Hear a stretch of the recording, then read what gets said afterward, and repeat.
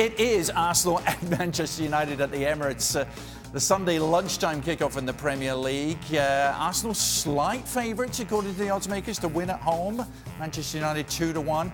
Draw 13-5. A fixture that for so long was the best in English football, Craig. And there's a lot at stake in this one. With the Wenger-Ferguson years for sure. But, you know, United had that great performance there not too long ago in the FA Cup, which was a great 3-1 win.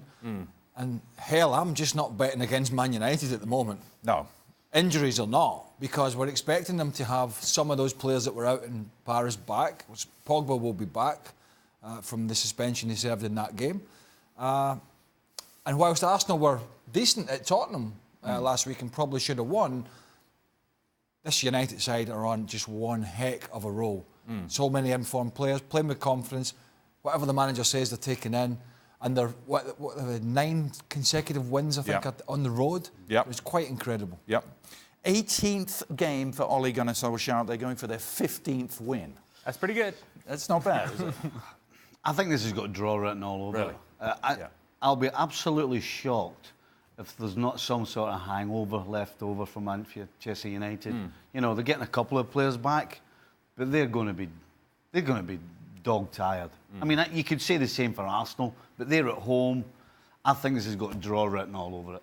They're both coming off those 3-1 results on French soil. Very different 3-1 results, Ali. And that's a problem that I see with Arsenal, is that they can look as good as they did against Spurs, and then they can do what they did against Rennes. And regardless of whether they were playing with 10 men or not, it just feels like this is a team that can go in any different direction on a given day. So for me, I am with Craig wholeheartedly. Why go against Manchester United? If we're going to try to find reasons as to why go against Manchester United nowadays, we're fools. We're fools. And I'm not a fool. Well, no, you're not. You've never been accused of that. That's a matter of opinion. Paolo, you've got the inside track on the sort of dynamics with Arsenal. I know you're a regular viewer of them. I guess Arsenal fans would suggest their home record is one reason to be hopeful.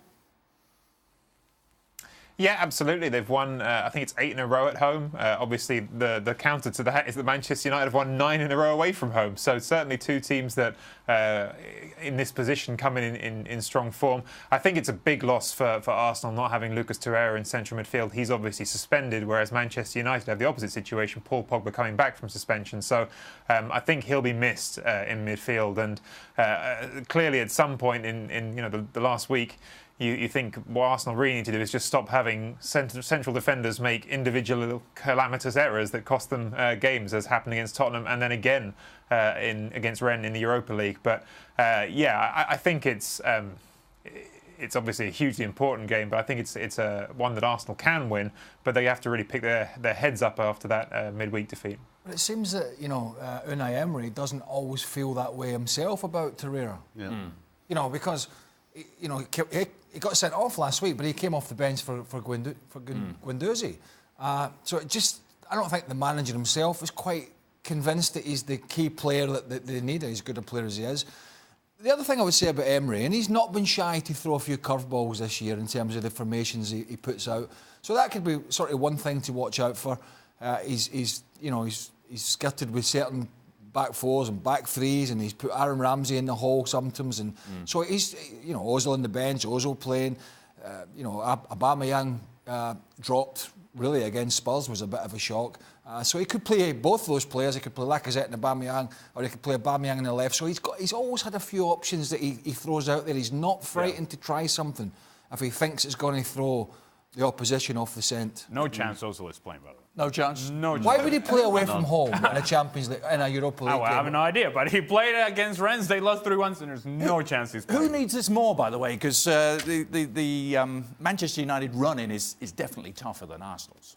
This is Arsenal's last game against a top 6 I think game. Arsenal needs it more. They do? Listen, if Manchester United do not win this game, I don't think anybody's going to be pointing any fingers or asking any questions because of what happened or what's been happening under Ole Gunnar Solskjaer. I mean, they're going to lose another game sometime, that's for sure. I think Arsenal, if they don't win this game, that is a huge dent in any hope they have of getting to the top 4. They're sitting in a place where I didn't think they were capable of right now.